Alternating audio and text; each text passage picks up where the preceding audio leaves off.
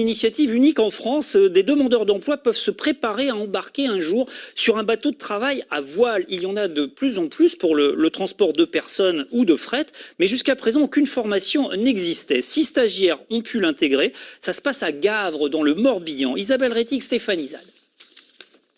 Cela ressemble à une balade découverte du littoral. Pourtant, ces 6 jeunes sont bien en formation.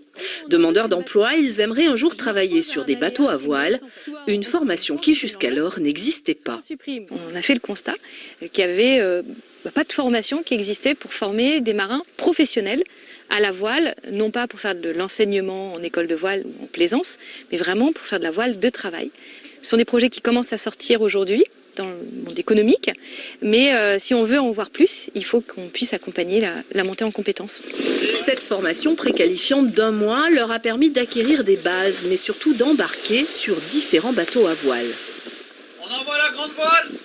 On a eu droit à un cadeau incroyable, c'était le panel de tous les acteurs de la voile de travail breton en 1 mois. On les a de transport de passagers, transport de fret, voile scientifique, mise à l'eau d'engins scientifiques également. Donc ça c'était vraiment très, très intéressant. Car un peu partout, et notamment en Bretagne, le transport à la voile est en plein essor.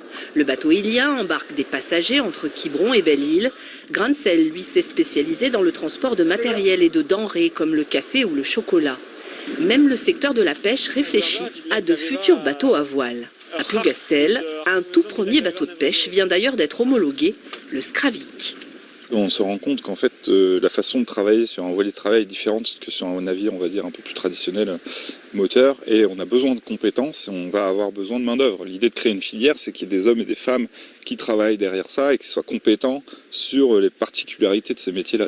À l'heure où la décarbonation des transports est un enjeu primordial, cette formation correspond à la volonté de la région Bretagne de développer le transport vélique. Vous avez un ensemble d'activités traditionnelles qui sont emblématiques de la Bretagne, qui sont historiques, et on a ces activités émergentes, sources d'innovation. À nous de les accompagner.